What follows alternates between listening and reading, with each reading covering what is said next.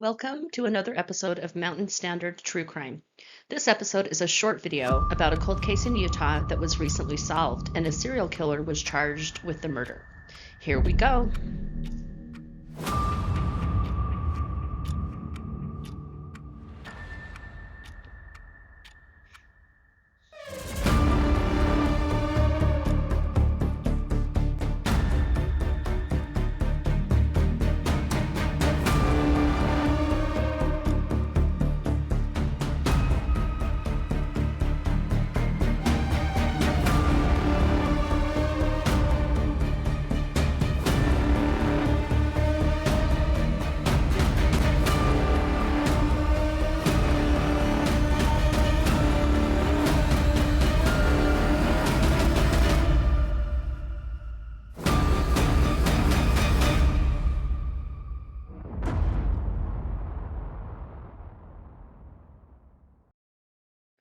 On September 24th, 1998, as they were walking through a parking lot in Salt Lake City, Utah, three juveniles found a dead body behind a business in a dingy stairwell. The juveniles flagged down a police officer to report their findings. Remember, this was 1998. Not many people had cell phones, especially juveniles, so they had to wait until they could flag somebody down. The female victim had been strangled, and a multicolored scarf was left behind. She was eventually identified as 22-year-old Itisha Camp, who had only been in the area for approximately 2 to 3 weeks before she was murdered. Itisha worked as a sex worker in the South State Street area of Salt Lake City. She had remained in the Utah Bureau of Criminal Investigation's unsolved homicides for over 25 years. Finally, on Friday, June 14, 2024, the Salt Lake County District Attorney's Office announced that 57-year-old Chester Turner had been charged with her aggravated murder. DNA from a sperm fraction on the victim's pants and back, as well as the scarf used to strangle her, was collected by investigators at the time of the murder. The DNA was recently uploaded to CODIS by cold case detectives, resulting in a match with Turner.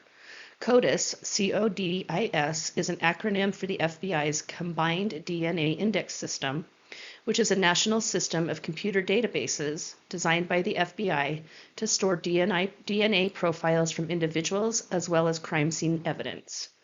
Why did it take so long for a DNA hit, you might be wondering? Sim Gill, the Salt Lake County District Attorney, said that there had been a clerical error when initially submitting the DNA back in 2013. Chester Turner moved to Utah in 1998 in violation of his parole for auto theft and drug-related charges in California. During the Itisha Camp investigation, police found a report from an assault on Turner during the same year, verifying he was in the area at the time of the murder. This is a photo of the serial killer from one of his many trials. Turner is currently incarcerated on death row in California's San Quentin prison for the murders of 14 women. He has so far received 2 death sentences. Itisha Camp is his 15th known murder victim. Chester's other known murders occurred south of the 10 freeway in Los Angeles on Figueroa Street, an area spanning several miles. All of the women who died at the hands of Turner were unhoused and/or sex workers, and one was even pregnant at the time of her murder. The majority of these victims were raped and then strangled to death. Turner was one of at least 5 serial killers preying on victims in South Los Angeles around the height of the city's crack cocaine epidemic in the 1980s and 90s. Multiple murders during this time had originally been thought to be those of a single killer who had been nicknamed the Southside Slayer. Many of those murders have since been attributed to Turner and 2 other serial killers. Lonnie Franklin Jr., who has since been dubbed the Grim Sleeper, and Michael Hughes. They have both been convicted in multiple Southside Slayer murders. Police initially suspected others in 3 killings, of which Turner was ultimately convicted. They charged and convicted a part-time janitor in the 1992 slayings of Mary Edwards and Deborah Williams.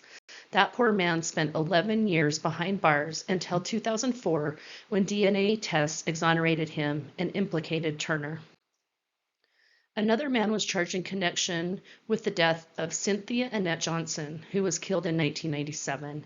The case against the man was later dropped, and Turner was convicted of her murder.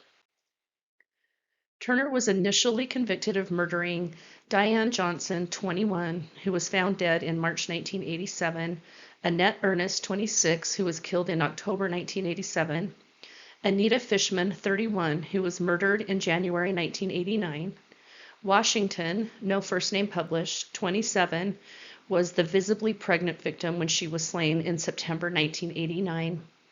Desiree Jones, 29, who was killed in May 1993.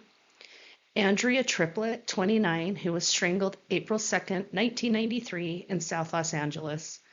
Natalie Price, 31, whose body was found outside a home on February 12, 1995. Mildred Beasley, 45, whose body was found in a field on November 6, 1996. Paula Vance, 38, who was strangled on February 3, 1998 during the commission of a rape, which was caught on a grainy black and white surveillance videotape, but unfortunately the assailant's face could not be seen. Brenda Bryce, 37, who was found dead in the Skid Row area on April 6, 1998.